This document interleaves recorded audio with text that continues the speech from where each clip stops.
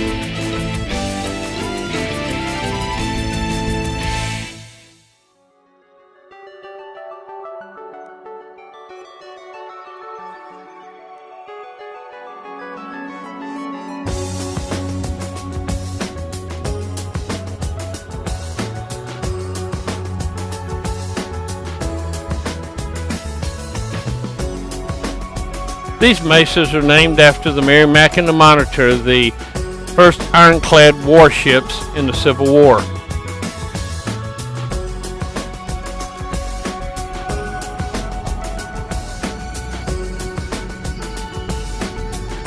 Soon we're turning off the highway and out through the open range.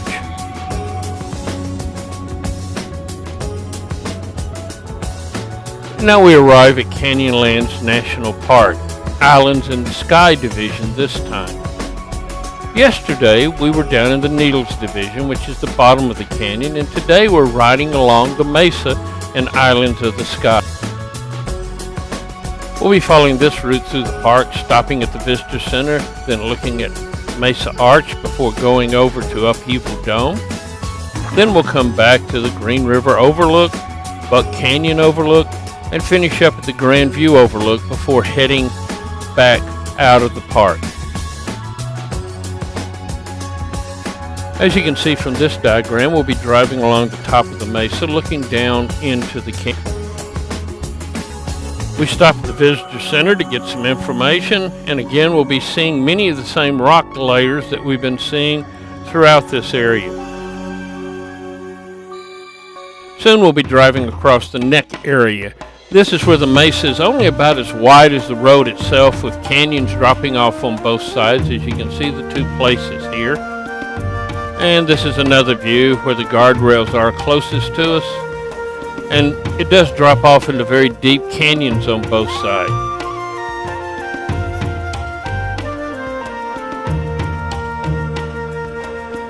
First stop is a hike out to Mesa Arch along the trail.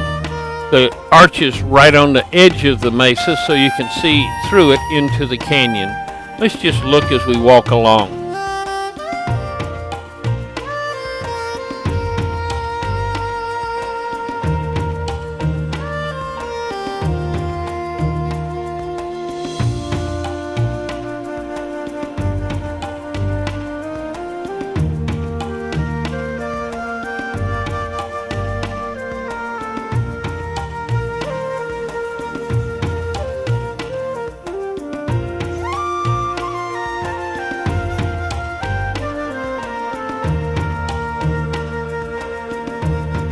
Here again we look back at the neck area of the mesa.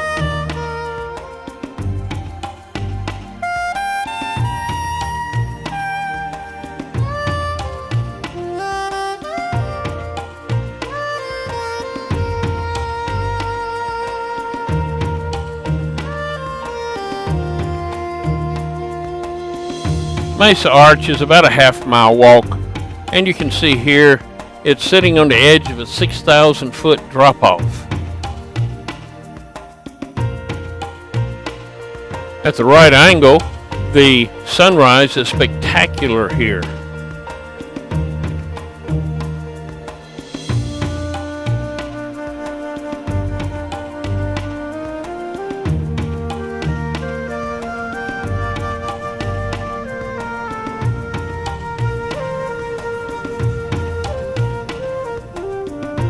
It's now time to head on over to Upheaval Dome, which is a really mysterious place here right on the edge of the mesa. It's about 3 miles across this and over 1,000 feet deep. And we'll be looking at the first 2 overlooks as I take the trail up to the top. You have to go over the edge of the crater to get into it.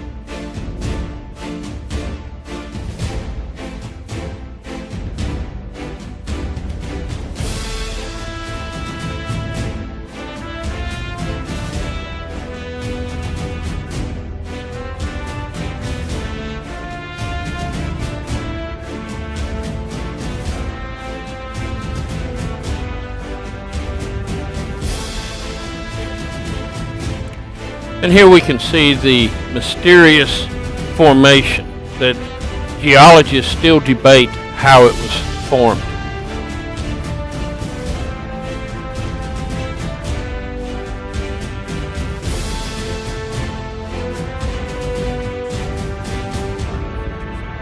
Whatever formed this made a huge crater in the earth and distorted the rocks greatly. Here you can see what the rocks look like now, but they've been so twisted, this is what they would have looked like when it started, and you can see how this fracture has dropped land levels and displaced them.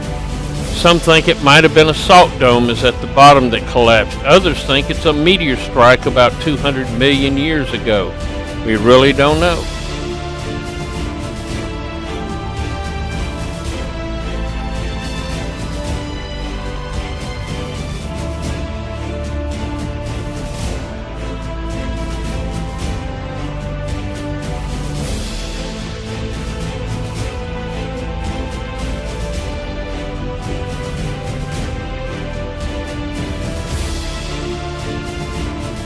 And now it's time to head down, and as I go, I look around at the various plants and flowers growing in this area.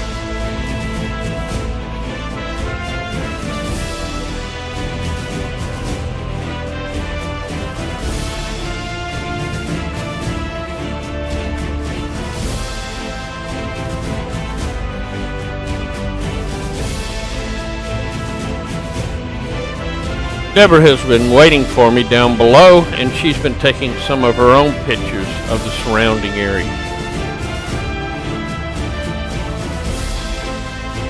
She's even caught some pictures of a cliff chipmunk.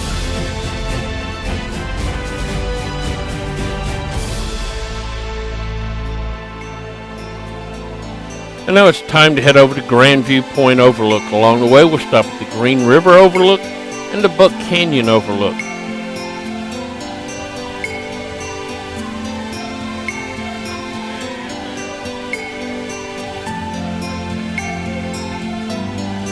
Many think this rock formation looks like a whale. No, not the one with the rear end stuck in the air.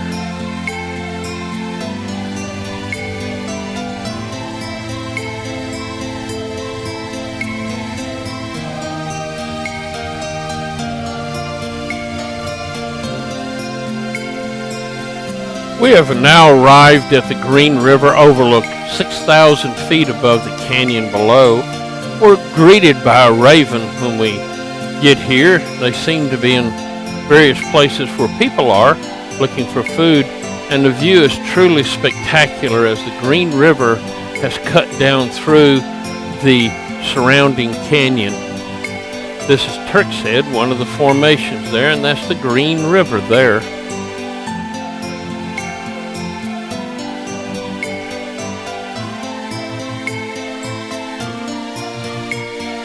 As you can see here, the canyon washes very deeply as water runs off of the lower mesa and into the Green River here. And there are many uranium mining roads around that are there from the uranium mines that are in this area.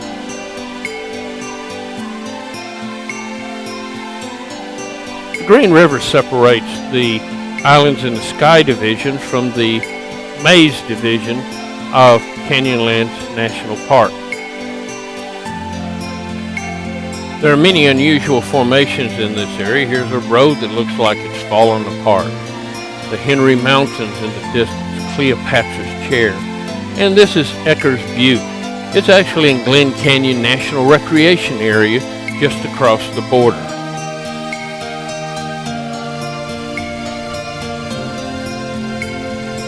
And now it's time to move on down the road. And soon we'll be coming to Buck Canyon Overlook and looking down in this canyon.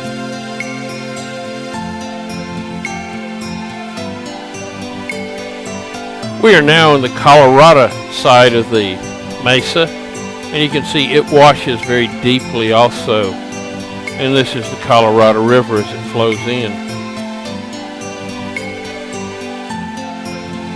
This area has had many uranium mines in it, and you can see some of the construction. And now we arrive at Grandview Point. Although you can't see the rivers from here, this is the area where the confluence of the Green River and the Colorado River are. As they flow together, they actually stay separate for some distance, as you can see from this silt layer here.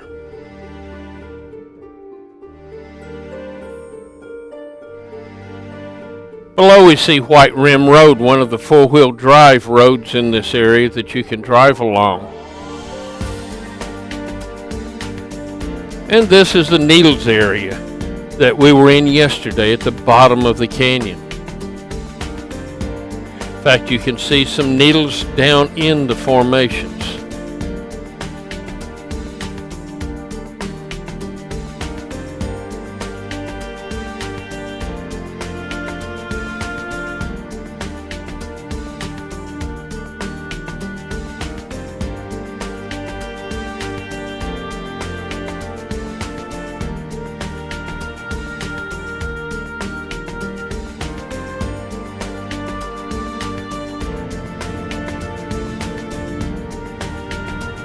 And now it's time to head back out of the canyon. Here we are passing the neck area again.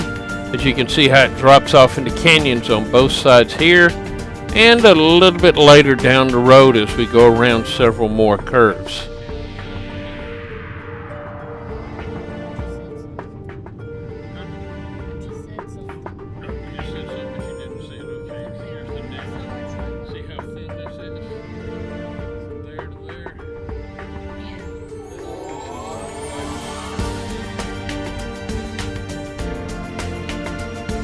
We now head out of the park across the open range, headed toward Arches National Park.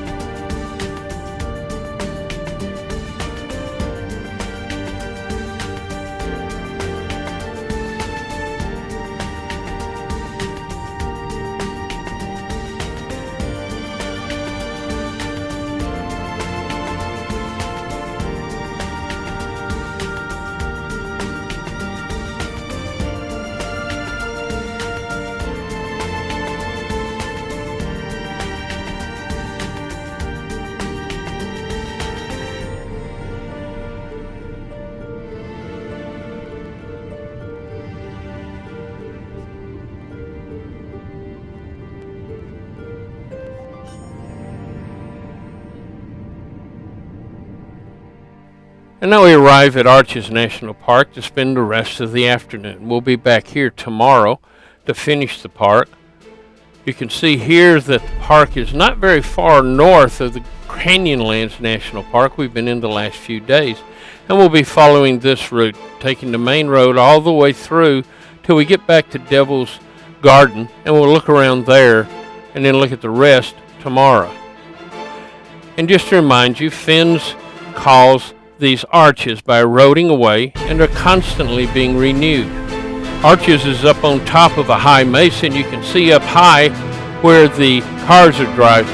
We'll be climbing up on top of that mesa for several minutes as we drive up the road.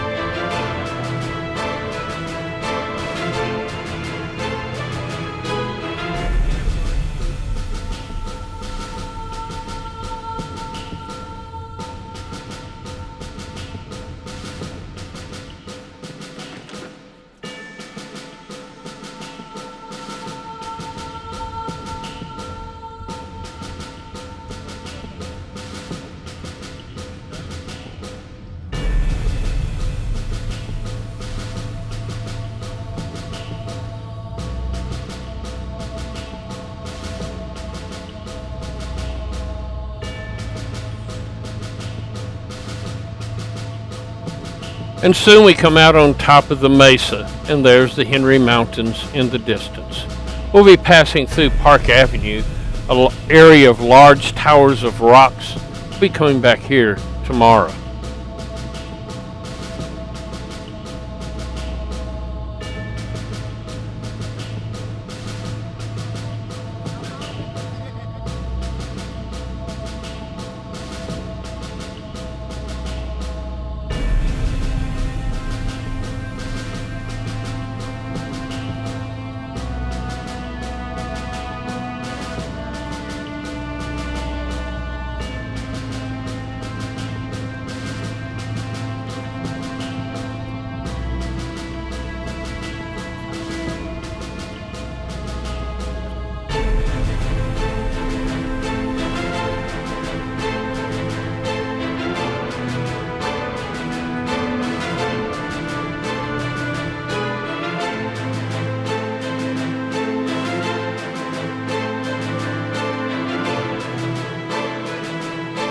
Deborah will be waiting in the car as I take the 5-mile-long Devil's Garden Trail to see the many arches in this area. As you can see, this trail goes through some very narrow areas between the rocks and is magnificent with all the different rock formations along it.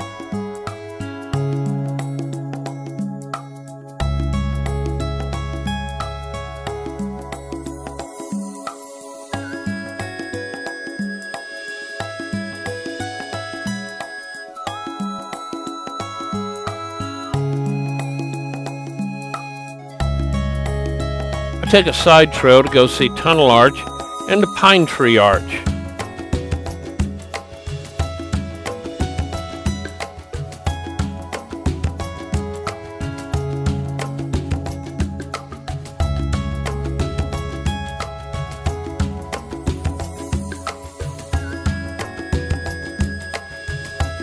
Then I return to the main trail and its spectacular views.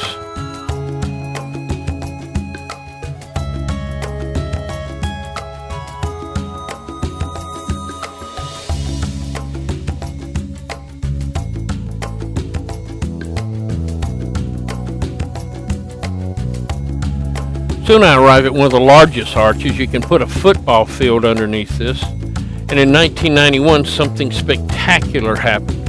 A 73-foot long slab weighing several tons fell off. As we say, this will eventually collapse and new ones are being formed. The area is only about 11 feet wide now, and you can see the rocks that fell off. And now we come to Partition Arch. As said earlier, arches are constantly being formed. You can see the small arch on the right-hand side of this one. And then we head to Navajo Arch. You can see how wide and thick it is, but eventually this one will fall also.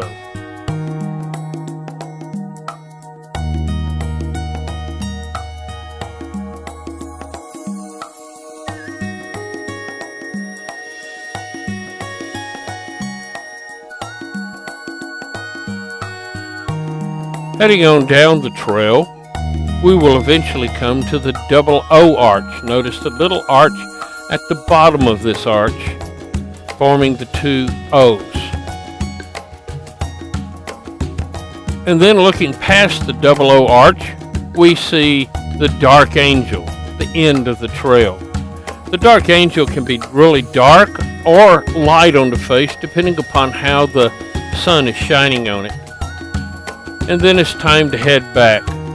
Along the way, I'll stop at Private Arch, which was found more recently.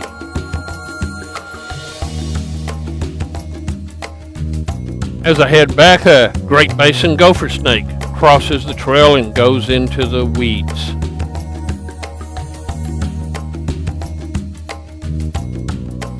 Last on the list today is Broken Arch. As you can see, it's broken in the middle, but still standing up. And then it's time to head back to our hotel in Moab for our last night there.